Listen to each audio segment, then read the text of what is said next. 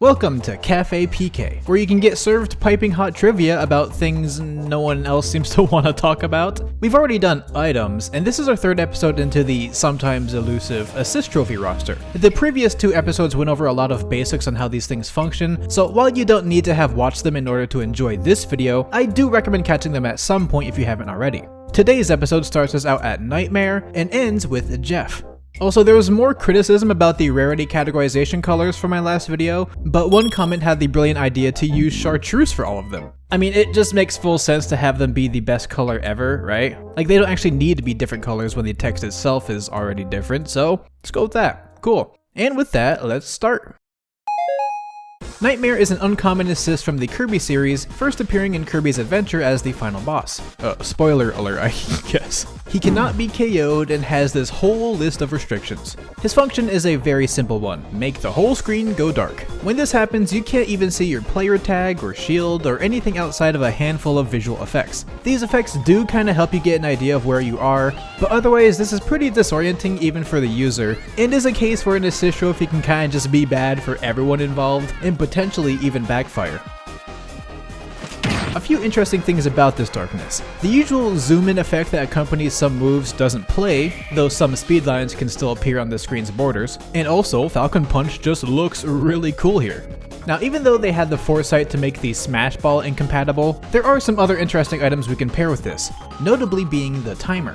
Pairing the timer's own background effect with the darkness lets us sort of peek behind the curtain a bit. Here we can see that while the stage is engulfed in pitch black, the characters themselves are just gone, turned completely invisible. This invisibility seems to be different from the kind you'd get from, say, Skull Kid, which lets you still see things like your shield visual and shows your character a little bit occasionally. Nightmares, on the other hand, seems to be more like a true invisibility, likely to remove effects that would otherwise pierce through the darkness to make you feel even more lost. It's pretty cool seeing this silhouetted stage appearance in other areas though. And yes, this works for the Shadow Assist trophy too, but it's still way too early for him to appear, so go away. In regards to the stages though, I imagine Nightmare's bulky restriction list comes mostly from how he takes up a lot of the background in this part, as is the case for other assists that do this. It's possible that the action of covering the screen in darkness affects some other stages too, but it's hard to imagine that this is always the case, as Togepi can cause a similar kind of darkness in its own move, and it's not banned from this stage. So, as usual, who knows?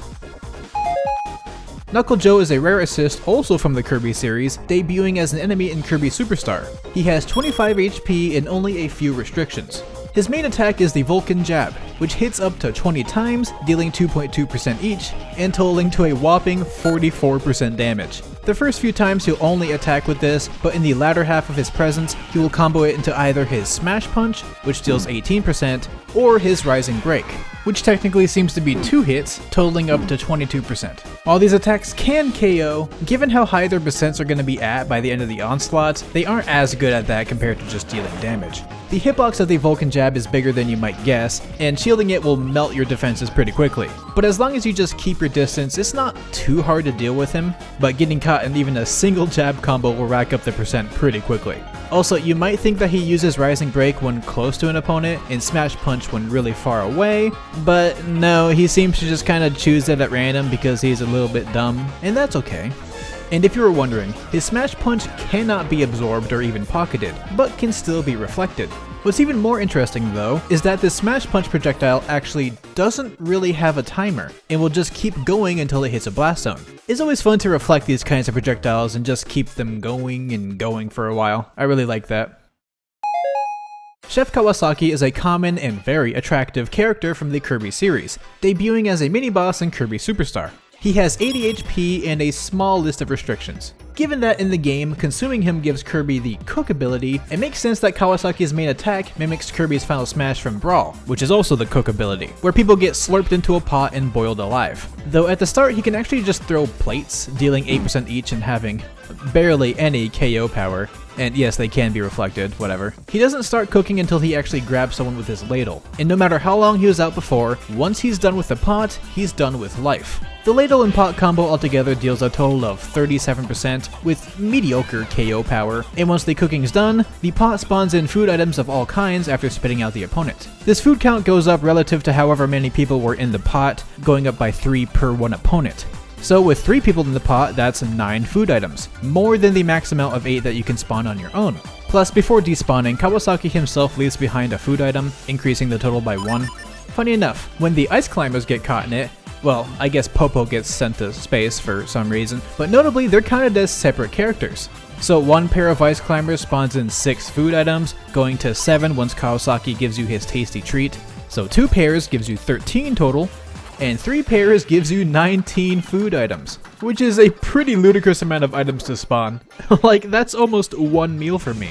Now, even at a hypothetical extreme of 7 ice climber pairs, that would only be a total of 43 food items spawned in, still nowhere near close to the 64 item limit. But even at the 3 ice climber pairs, I was struggling to get Kawasaki to throw all of them into the pot. I don't really know why it broke sometimes, but it just didn't grab everyone most of the time. Anyways, going back to the food item that Kawasaki so graciously leaves behind. Unlike the food that comes out from the pot, for this one there's only 8 food items that he can gift us. The ones that have a 50 out of 260 chance each, which is around a 19.2% chance, are pancake, strawberry shortcake, cherry pie, and hamburger. There's a 30 out of 260 chance, or around 11.5%, for it to be a hot dog, and then a 10 out of 260 chance, or around a 3.8% chance each, for it to be either a kebab, bread, or jelly donuts. I'm actually not entirely sure if the probability spread references anything, as it's not like the rarer ones heal more. The highest healing one is the strawberry shortcake at 11% health, and the lowest is the jelly donut at 4% health.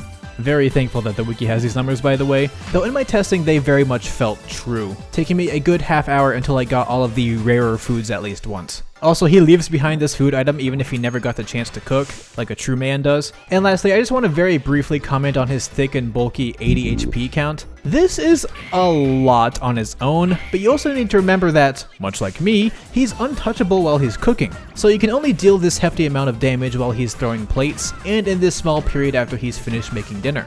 This is mostly saved by how his movement is fairly lethargic, so without too many outside interruptions, it's actually very easy to avoid his line of sight, and thus his ladle attack. Though it still really makes him feel like a mini-boss in his own right, which I just think is pretty cool. Andross is a rare assist coming from Star Fox, who cannot be KO'd and has quite a few restrictions. Yet another instance where assists that involve the background in any way mess up compatibility, I guess. He'll teleport specifically to the center of the stage in the background, then shoot panels at whoever's available to target.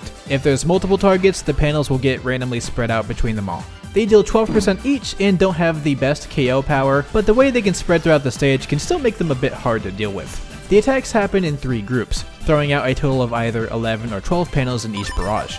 On larger stages, we can really get an idea of just how wonky these panels are though. When the targets are super far away, it'll appear as if the panels are moving ultra fast, but the thing is, they spend the majority of their time farther back in the Z-axis, even if it doesn't look like it, and thus they aren't able to hit you. It leads to a lot of instances where even though you look like you're directly inside of the panel, nothing's happening. Overall, it's not the most incredible assist, but it provides a decent spread of obstacles that I think pairs well with a chaotic item setting. Now, while he has a lot of restrictions likely due to his presence in the background, there are still cases where he'll be obscured by background or foreground elements, and in this game, he'll actually just go slightly transparent, and still be totally visible even despite these obstacles. This makes him work on stages that would otherwise be clipping hell, and, well, this kinda makes you wonder why he's restricted from anything in the first place, but as always, I'm sure they had their reasons. Krystal is a common assist from Star Fox Adventures, having 50 HP and, most interestingly, no restrictions, at least for standard matches. This is our first time seeing a character that can be summoned no matter what the stage is or which items are out, so good for her.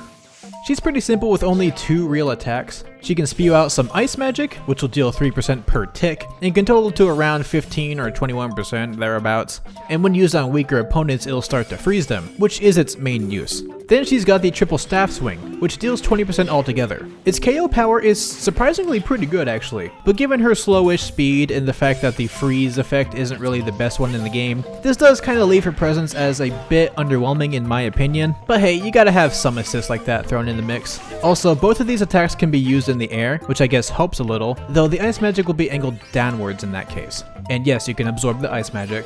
I did like the little sound that she makes when she gets hit though. Samurai Goroh is a rare assist from F-Zero, having a weakling, stinkling 25 HP and small restriction list. Functionally, he is very simple, just running around and flailing his sword. The thing is, each slice will deal a whopping 15%. Not a ton on its own, but given how low the knockback is and how fast the slices are, you're likely to get hit by a few, especially if you're at lower percents, and that really piles up. The only thing he seemed to have that didn't deal 15% was some kind of stomping hitbox that occasionally happened when he landed on someone without having a sword out. This did 10% instead, so still pretty beefy. But yeah, it's balanced out by the fact that he's not really doing much knockback, all things considered. The angle is horizontal, so that can cheese out some stocks, but ultimately his main purpose is damage, plain and simple. So I'll take this extra time to actually bring up the stage restriction list, specifically Suzaku Castle. This stage has appeared quite a few times as a restriction for a few assists in the past, and I've gotten some questions asking why. After all, most of these restrictions go away for the Omega and Battlefield variants, just not for the main version. And any particularly unique elements of this stage, mostly talking about these signs that break when you take knockback in front of them, are still present on those other variants. Also, it's probably not the background, since all of our background hogging friends actually are spawnable here, surprisingly. And good for them, honestly. Truly, the only thing I could think of that would actually prompt the Smash team to implement restrictions on here would be due to its layout, I guess. Like this huge hole in the center and just how off-stage everything is. I don't know, I feel like there's weirder stages where these types of assists can spawn on it, but what do I know? But another bit of trivia is what's on his bandana here. It's the kanji for samurai, which obviously fits, but in all older designs it actually looks like this. This is the rising sun, a Japanese flag symbol of high controversy, especially in Asian countries like South Korea or China, as it symbolizes Japanese militarism and imperialism. I'm not really a history buff, so I'll stop echoing Wikipedia at you. Just know that this symbol is a no-no for a lot of groups, and Smash Ultimate was the first game featuring this character to change that symbol, so it's kinda neat. The Starman is an uncommon assist from the Mother series, having 40 HP and a tiny list of restrictions. This dapper fella attacks with PK Beam, a PSI attack featured in only Mother 1. Specifically, it uses either PK Beam Gamma, these slower shots that are aimed directly at a target and deal 18%, or PK Beam Omega, which is a flurry of shots thrown around haphazardly, dealing 16% each. These effects echo how it works in Mother 1, as in that game PK Beam Gamma will deal fatal damage to just one opponent, whereas Omega deals damage to every opponent but is not a one-hit KO, hence why it's a little bit weaker here. But even then the effectiveness will vary, as at its lowest, I've seen Omega only throw out 5 PK Beam shots, whereas at its most, I've seen it go up to a whopping 29. Which I'm now going to add to the script to talk over so I can actually show you all 29 shots because it's a lot. Also, you might have noticed how these shots look a lot like PK Fire, don't they? They're not though, trust. I have the credentials to talk about this stuff, just look at my name. Alright, let's go through the usual stuff. Yes, you can absorb PK Beam and you can also reflect it. Yay. And when you KO the Starman, it'll play this awesome smash effect. A reference to Smash Bros. No, it's a reference to what plays when you land a crit in Earthbound. And lastly, it moves around by teleporting, though its range seems to be fairly limited. It doesn't really care though. I guess if it's out of range of anyone, then it'll just accept that, and start firing PK Beam all around even though those shots don't go forever. PK Beam Gamma goes notably farther than Omega, but still not across the entire stage. Well, for bigger stages at least. Alright, let's move on to our final character.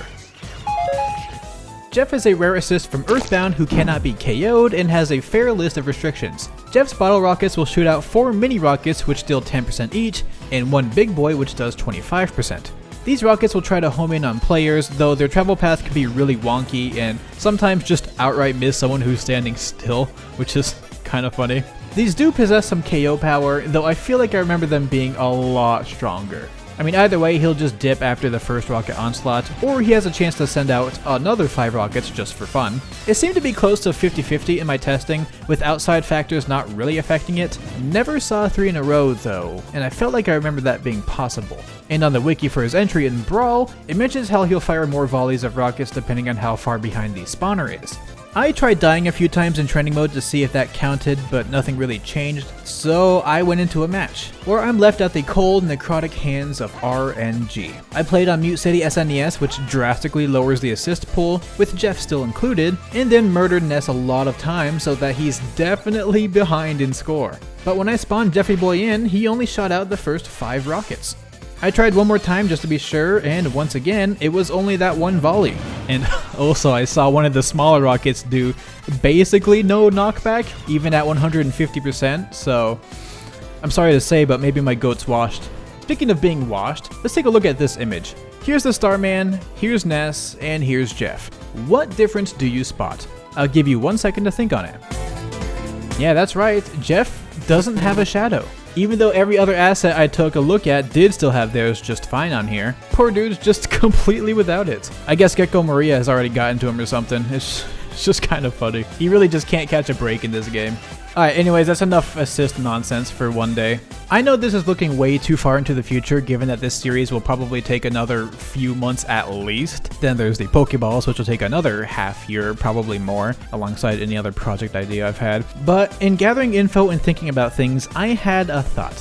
What is the interest in me doing a thorough deep dive of this nature for all stages? All 100 plus however many of them. It feels like an incredibly daunting task, and for some of them I feel like I wouldn't even have a lot of interesting stuff to say, so I've still been going back and forth on that. One idea I had was that, instead of thoroughly and painstakingly covering every individual stage, what I would do is pick 5 to 10 stages that I just really like, and talk about them ad nauseum. And just keep doing that at whatever pace I had until I felt like I had all the really interesting stages covered. Again, it's still pretty far into the future though. Like an impressive distance into the future. It's crazy how many different ways I've been able to keep content for this game going around. I guess that's just the magic of games like these. Hopefully Kirby Air Riders can be added to that pool of popular long-standing games, though to be kinda honest with you, I heavily doubt it'll have the same level of popularity as a Smash title. Speaking of that, last ramble topic, I do have multiple ideas of what to make content for on Kirby Air Riders. As much as I want to go over the basics for everything akin to what I'm doing here, I feel like the best place to start for a channel like myself is just covering every single copy ability and also item and other similar mechanic. I've already been working on multiple scripts, so really it's just a matter of me finishing up other projects and actually working on those. So yeah, no clue when this video will release given how hectic the holiday schedule will be, but if it's 2026 already, here's to a good new year. I appreciated your support in 2025 and I hope that you stick around for this year too. And especially so for my gorgeous patrons Burbo, Pixelboy, Raighne, Still700, and everyone else for their incredible support. Stay casual, and I'll see y'all later.